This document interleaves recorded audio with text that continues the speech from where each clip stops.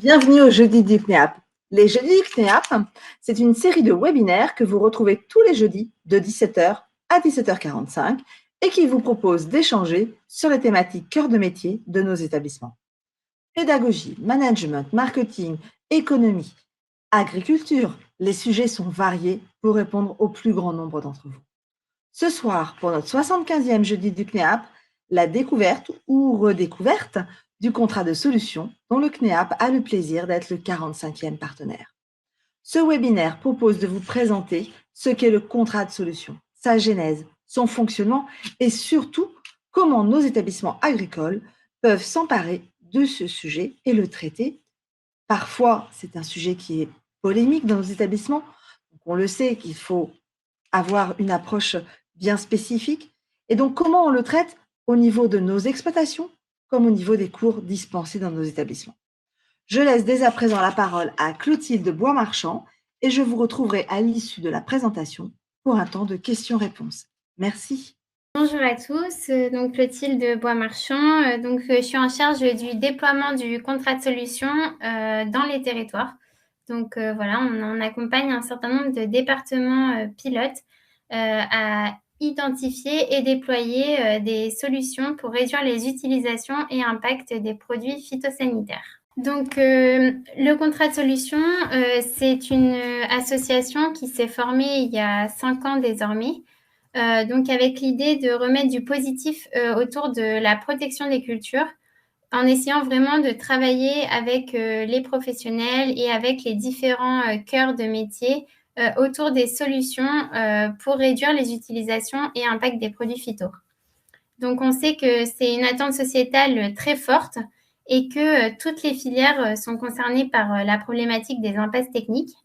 Que ce soit la future génération ou les agriculteurs déjà en pratique, on va dire, il est vraiment important d'essayer de poursuivre les évolutions de pratiques tout en maintenant une protection des cultures efficace et qui reste économiquement viable pour les exploitations. L'idée de l'ensemble des partenaires du contrat de solution a été vraiment de travailler collectivement pour recenser les solutions existantes donc en protection des cultures, accélérer ensuite le déploiement de ces solutions et faire en sorte que le terrain s'approprie aussi la combinaison des solutions. Donc, il n'y a plus une solution unique avec le tout chimique, mais plutôt une combinaison permettre à ce que les remontées du terrain concrètes fassent avancer la recherche et l'innovation sur les vrais besoins des filières en rapprochant l'ensemble des acteurs. Et enfin, bien sûr, l'idée de communiquer aussi sur tout ce qui est déjà fait en termes de progrès sur les exploitations. Donc, vous retrouvez les 45 membres engagés dans le contrat de solution. Donc, on a vraiment tout ce qui est pourvoyeur de solutions publiques et privées, avec l'ensemble des instituts techniques, des semenciers, de l'agroéquipement, du biocontrôle, mais aussi tous les acteurs du conseil et de la formation. Donc, c'est là où on retrouve le CNEAP qui nous a rejoints récemment, ainsi aux côtés des chambres d'agriculture, des coopératives, négoces, et aussi de tout ce qui est CUMA ou encore Vivea. Enfin, on a les représentants des producteurs, donc pour toutes les filières végétales confondues, et puis des représentants d'enjeux spécifiques, notamment, par exemple, on a mené un gros travail autour de la prévention des risques phytosanitaires, donc avec la mutualité sociale agricole. Donc aujourd'hui, le contrat de solution, c'est 9 éditions. Donc en fait, tous les ans, on publie 2 nouvelles éditions. Donc les solutions présentées sont vraiment toujours en perpétuelle évolution et ne sont pas fixées dans le marbre. Donc c'est-à-dire, on peut vraiment faire évoluer aussi les fiches qui ont été rédigées. Donc aujourd'hui, on est à 110 fiches solutions. Et l'idée, c'est vraiment d'essayer de montrer les différents leviers de la protection intégrée des cultures qui sont mis à disposition des agriculteurs et futurs agriculteurs. Donc, on y retrouve des solutions autour de la génétique, des agroéquipements, des nouveaux outils d'aide à la décision, donc tout ce qui est numérique, des pratiques agronomiques, donc tout ce qui peut être décalage de semis, etc., du biocontrôle et du coup, comme je le disais précédemment, de la réduction de l'impact avec toutes les démarches de prévention, de protection individuelle et de protection collective. Donc, ce qui est apprécié dans les fiches, c'est qu'elles sont assez succinctes. Donc, elles font 2-3 pages. Et en fait, elles essaient de présenter une analyse à 360 de chacune des solutions proposées. Donc, en essayant d'évaluer aussi tout ce qui est impact environnemental, impact sur la santé, le coût et les freins et leviers au déploiement de chaque solution. Donc, aujourd'hui, il y a un ensemble d'outils qui ont été développés pour mettre en avant ces différentes fiches solutions. Donc, par exemple, on a établi par culture des itinéraires culturaux qui reprennent donc les solutions qui peuvent être déployées au fil des saisons. Donc, ça, c'est un visuel qui est particulièrement apprécié par les professionnels, mais également au niveau de l'enseignement agricole, ça peut être utilisé. C'est des supports qui sont totalement mis à disposition et qui peuvent être complétés aussi pour les adapter aussi aux spécificités territoriales ou par exemple, ça peut être dans le cadre d'un stage. On a des établissements qui nous les demandent pour mettre à disposition de leurs étudiants pour ensuite voir avec leur maître de stage quelles solutions ils mettent en place ou non sur leurs exploitations et pourquoi. Donc voilà, on l'a fait pour les différentes cultures. Après, on a aussi travaillé à des affiches par pôle solutions. Ça, c'est des visuels qui permettent en fait de synthétiser, on va dire, les informations clés autour des différents leviers solutions. Donc, ça peut être le biocontrôle, donc avec toute une synthèse autour de ce sujet. Les pratiques agronomiques et l'amélioration des plantes. Donc, pareil, pour expliquer le temps nécessaire à la création d'une nouvelle variété, les différentes pratiques agronomiques qui peuvent exister.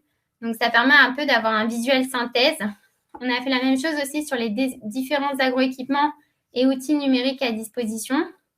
Et enfin, sur la réduction de l'impact, donc en réexpliquant les différents piliers de la prévention, donc vraiment depuis le choix ou non d'utilisation d'un produit jusqu'aux équipements de protection individuelle, donc en passant avec tout ce qui est organisation du travail, choix du matériel et hygiène et comportement.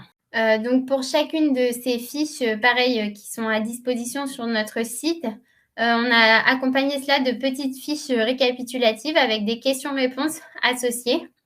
Donc pour faire un peu un format quiz pour ceux qui se questionneraient ou voudraient aborder ce sujet lors d'une formation ou d'un enseignement.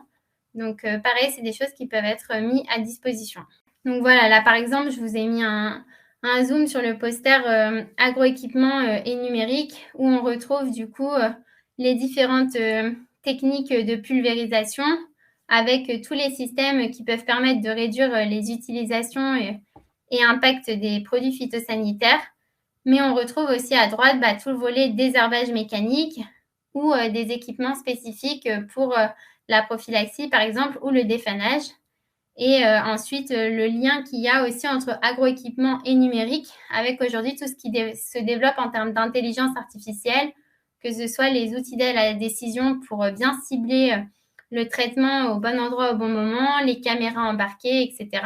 Enfin, tous ces systèmes qui permettent aussi aux professionnels d'aujourd'hui et de demain de encore davantage maîtriser les quantités de produits utilisés, que ce soit en agriculture conventionnelle ou en agriculture biologique. Enfin, un dernier thème traité aussi avec des visuels qui ont été co-créés avec nos 45 partenaires. C'est des posters pour échanger autour de la protection des cultures avec le grand public. Donc, l'idée, en fait, était un peu de poser sur papier c'est quoi la protection des cultures, que derrière, il y a quand même une expertise, une prévention qui est faite, que les agriculteurs sont formés et que c'est vrai que de base, l'agriculteur ne va pas traiter par plaisir, mais va essayer d'abord de mettre en place plein de principes pour réduire ces traitements. Donc voilà, on a essayé de les réexpliquer dans ces 4 posters. Donc pareil, qui sont à disposition et qui peuvent être mis à disposition d'établissements ou d'animation pour tel ou tel département. Donc c'était pour vous présenter un peu tous les outils qui sont à votre disposition, qui peuvent être utilisés, voire complétés C'est-à-dire que voilà, ça peut être aussi un sujet de classe, de se dire comment finalement on communique aujourd'hui autour de la protection des cultures vers des gens qui ne sont pas du tout sensibilisés au monde agricole. Voilà, ça peut être un sujet qui intéresse les jeunes. Et donc, voilà, l'ensemble de ces visuels sont disponibles sur notre site web.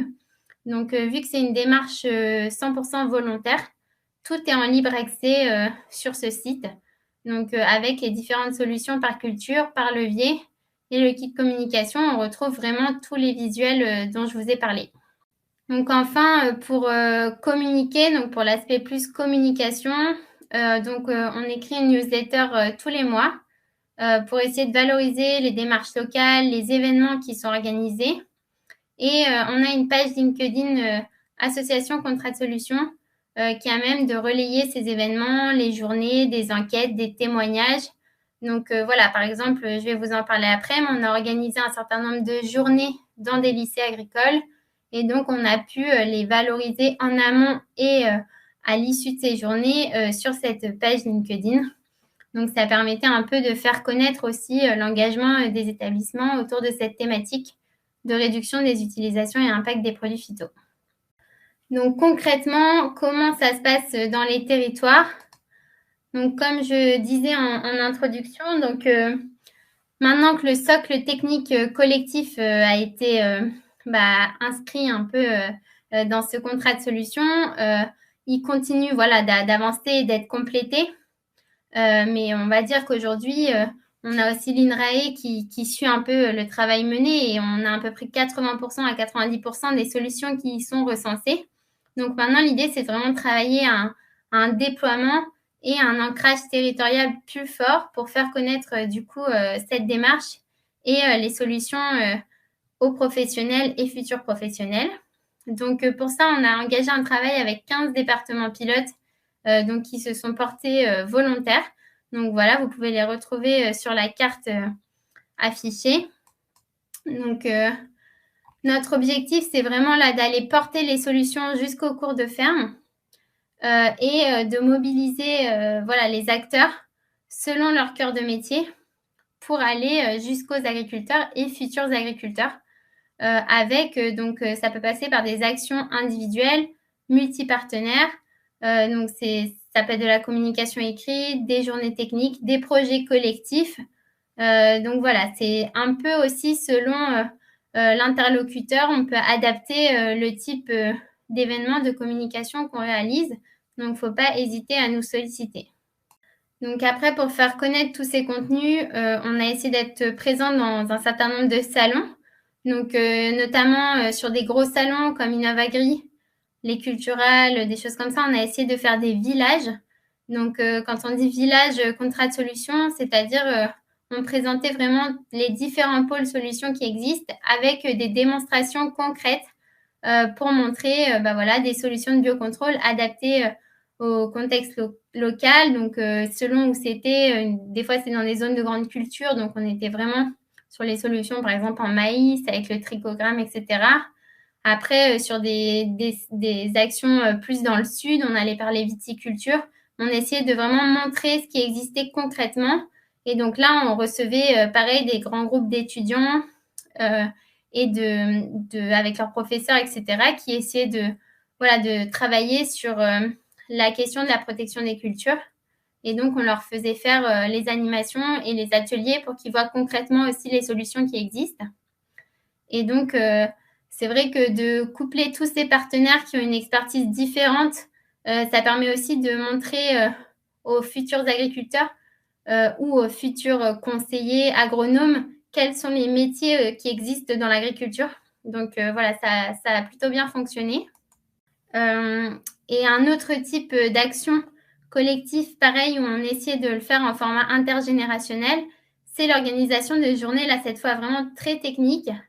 Donc, par exemple, une journée organisée là sur une exploitation agricole, donc avec un agriculteur engagé dans les collectifs défis, donc qui vraiment essaie de mettre en place des solutions pour réduire ses utilisations de produits phyto.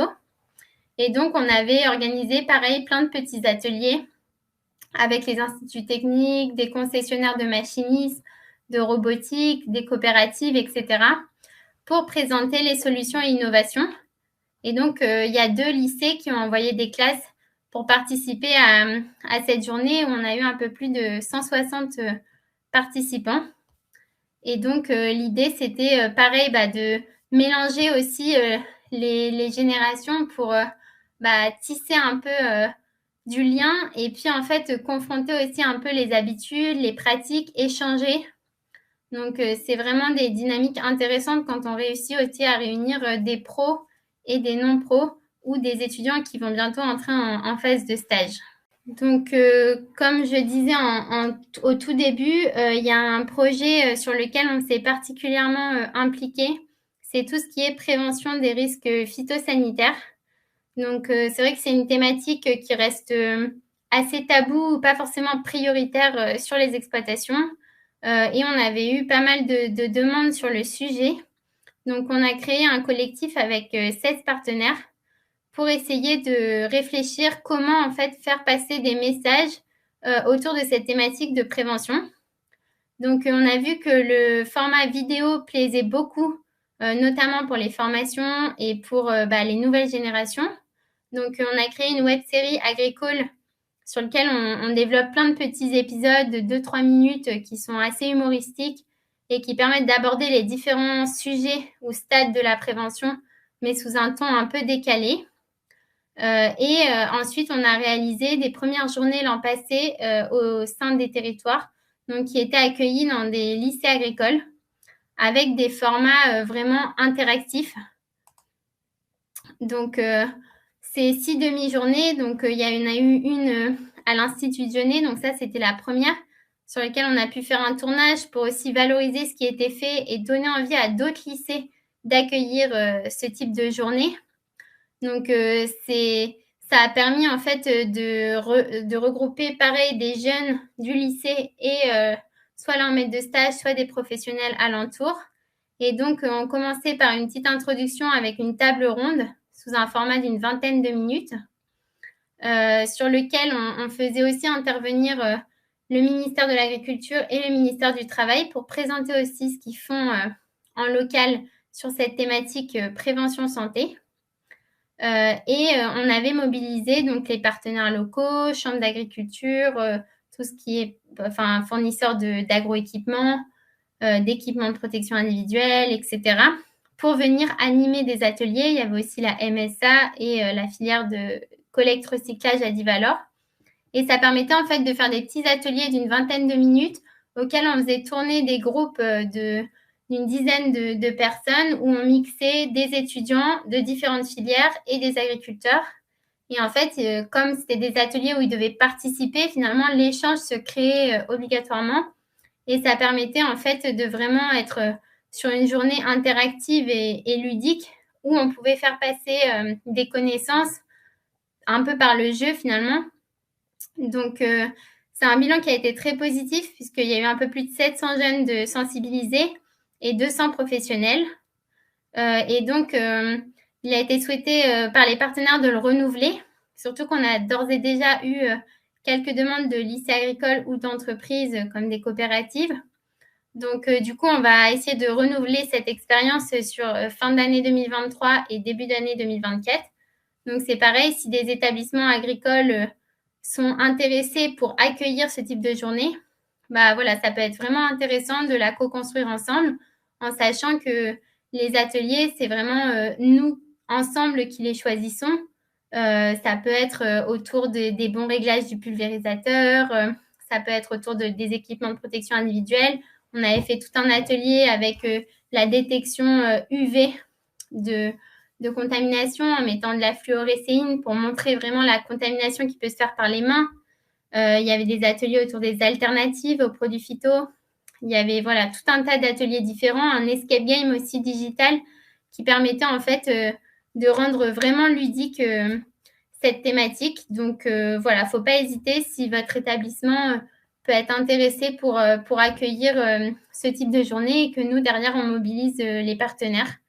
C'est des formats qui sont plutôt pédagogiques. Et pour la web-série agricole, donc pareil, on traite plusieurs thématiques différentes. Et donc, là, on avait lancé l'an dernier un concours auprès des établissements scolaires agricoles pour écrire un script d'un futur épisode. Donc, on en avait reçu un certain nombre. Donc, il y a un établissement là qui a été retenu comme lauréat et donc sa vidéo va sortir au mois de juin sur tout ce qui est gestion des effluents de produits phytosanitaires. Donc, pareil, c'est quelque chose qu'on souhaite renouveler. On va poursuivre ces rendez-vous vidéo. Donc, faut pas hésiter aussi si vous avez des sujets ou si vous avez envie de mobiliser votre classe pour réaliser une petite vidéo sur la thématique de la réduction des produits phyto ou de la réduction des impacts. Voilà, c'est des choses qu'on peut vous accompagner à faire et qui peuvent ensuite être largement valorisées puisque à chaque fois, on arrive à avoir quasiment 10 000 vues à terme sur chaque vidéo. Donc, c'est plutôt pas mal. Donc, voilà un peu pour tous les outils qui ont pu être développés. Et en fait, l'idée, c'était de voir aussi, vous, dans vos établissements, si vous avez des questions sur cette thématique de la protection des cultures, si vous avez des besoins particuliers qui ressortent, des besoins de support visuel, quels sont aussi, vous, les principaux supports que vous utilisez puisque voilà, nous, on développe un certain nombre d'outils en poster, en affiches, en vidéo, en petites fiches techniques. Mais voilà, c'est vrai que ça peut être aussi intéressant que voilà, les représentants de l'enseignement agricole nous partagent les besoins que peuvent avoir les professeurs, que ce soit en agronomie, agroécologie, etc., pour traiter cette thématique de la protection des cultures. Voilà. Je ne sais pas si vous avez des questions ou s'il y a des besoins qui ressortent justement de cette présentation. Alors, pour le moment, nous n'avons pas de questions. Moi, je vais en avoir une dans un premier temps, Clotilde. C'est comment on utilise le contrat de solution dans le cadre d'un projet de classe. Alors, dans le cadre d'un projet de classe, donc c'est soit le kit, on va dire, de communication qui est à disposition sur le site, il est suffisant et enfin les enseignants peuvent totalement s'en saisir et utiliser en fait les visuels qui sont à disposition. Hein. Il y a certains établissements qui s'en servent pour parler, par exemple, des itinéraires culturaux en blé, quelles solutions existent en colza, etc., pour aborder vraiment cette thématique de solutions par culture. Après, si c'est un projet de classe un peu plus global ou sur une thématique précise et sur lequel il y a besoin d'une animation ou d'une intervention, nous, on est vraiment à disposition aussi pour accompagner en fait l'établissement à réaliser ce projet, voire le mettre en lien avec des partenaires pertinents pour venir intervenir sur la thématique. J'avais également une autre question. Dans le cadre d'une exploitation agricole qui est déjà en HVE, est-ce que ça fait sens de s'emparer du sujet contrat de solution? Est-ce que du coup, on n'est pas déjà au-delà de ce que vous pouvez proposer? Alors déjà, en HVE, on va dire qu'il y a 4 piliers sur lesquels les professionnels ou les exploitations, on va dire, s'engagent. Après, la question des phytosanitaires et ou de la biodiversité, c'est à voir aussi le niveau à laquelle est l'exploitation, mais il y a quand même toujours des nouvelles solutions à mettre en place aussi. Et par exemple, sur tout le volet biodiversité, on travaille sur tout l'enjeu pollinisateur, par exemple. Et je pense que ça peut être quand même des choses qui sont pertinentes à mobiliser, même sur une exploitation déjà HVE, quoi. Je vois qu'il n'y a toujours pas de questions de la part de nos participants, donc moi, je vais en poser une dernière. Est-ce qu'on peut imaginer un kit contrat de solution pour les élèves lors de leur stage qui pourrait servir de base de discussion avec leur maître de stage, en fait? Alors, oui, ça, c'est quelque chose que on nous a déjà demandé, donc on est un peu en train d'y réfléchir parce que, notamment, en fait, c'est venu sur l'utilisation des itinéraires là, culturaux où, en fait, il y avait plusieurs enseignants qui demandaient à leurs élèves d'échanger avec leur maître de stage sur leurs pratiques actuelles et en fait de voir sur l'exploitation, est-ce qu'il y a des pratiques qui pourraient faire évoluer et en fait que l'étudiant soit force de proposition sur des solutions. Mais c'est vrai qu'étant donné que quand on est étudiant, on n'a pas forcément toutes les connaissances techniques, etc., pour faire des propositions. L'idée de s'appuyer sur notamment les itinéraires culturaux et d'en échanger avec leur maître de stage, nous, on s'est dit qu'on pourrait essayer de créer un kit un peu plus complet, quitte à avoir aussi peut-être des petites questions, des choses comme ça que l'étudiant pourrait mobiliser auprès de son maître de stage. Après, récemment, on a aussi développé tout ce qui est communication de l'agriculteur vers l'extérieur. Et on a pu tester, par exemple, hier, lors d'un gros événement organisé par une coopérative où, du coup, il y a un peu plus de mise d'agriculteurs et aussi des étudiants de lycée et BTS, etc., alentour. Et en fait, l'idée du jeu, c'était de donner des éléments de langage, en fait, aux professionnels pour parler de ces pratiques vers la société civile. Et du coup, on a fait jouer aussi un certain nombre de jeunes, en fait, en formation. Et ça leur permettait aussi de mobiliser, en fait, leurs connaissances sur les différents sujets. Donc, ça pouvait être des connaissances aussi sur la réglementation liée aux produits phytosanitaires, des choses comme ça. Et en fait, ils nous ont dit que c'était vraiment intéressant si on pouvait mettre à disposition ces éléments aussi pour eux, un peu en bagage pour voilà, savoir qu'est-ce qu'il y a à savoir en minimum, on va dire, avant de partir en stage ou à l'issue de leur stage, par exemple, pour passer leur certificat. Donc, ça, c'est des choses qu'on est en train de voir pour les construire. Et c'est vrai que s'il y a des établissements qui sont particulièrement intéressés par un kit, ça peut aussi se réfléchir ensemble. À partir du moment où on a des établissements qui ont signé une convention de partenariat avec Adivalor et qui ont mis en place le parcours pédagogique Adivalor, est-ce qu'il y a une plus-value à travailler sur contrat de solution? Est-ce que déjà Adivalor, c'est une partie de contrat de solution? Alors oui, Adivalor, c'est un de nos partenaires. Donc, on travaille beaucoup avec eux. Justement, là, dans les 6 lycées où on a fait les journées, il y en avait 3 qui étaient déjà conventionnés Adivalor. Mais en fait, c'est pas parce qu'ils sont conventionnés qu'ils ont régulièrement des interventions réalisées par Adivalor. En fait, c'est plutôt, on leur met en place une installation, par exemple, avec les sacs, etc., pour organiser la collecte recyclage des bidons ou des EPI usagés. Mais du coup, c'est intéressant même pour ces établissements conventionnés et ceux qui ne le sont pas, d'aller en fait se renseigner aussi sur tout ce qui existe comme dispositif de collecte recyclage des déchets agricoles. Parce que voilà, les établissements sur leurs exploitations, au fur et à mesure, ils mettent ça en place.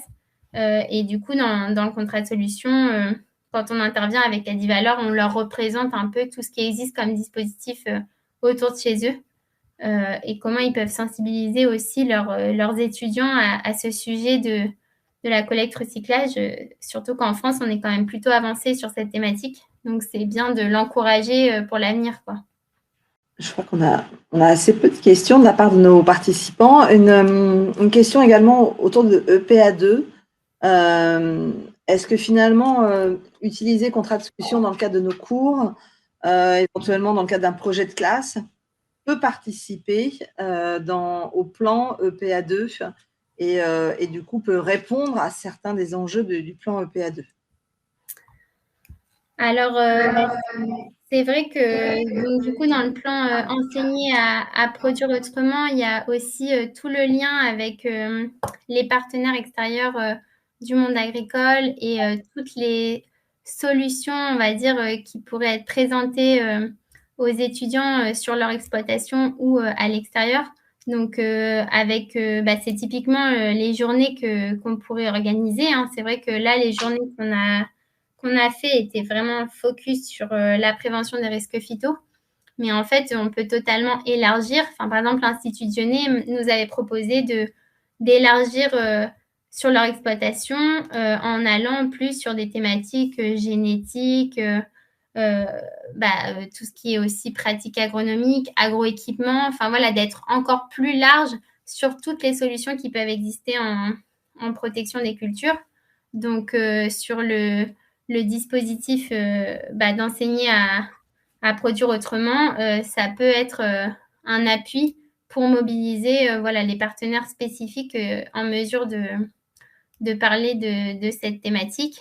Et ça peut aussi permettre aux élèves et étudiants de rencontrer aussi des experts dans les différents métiers, voilà, de faire du lien avec leur futur métier aussi de demain, quoi.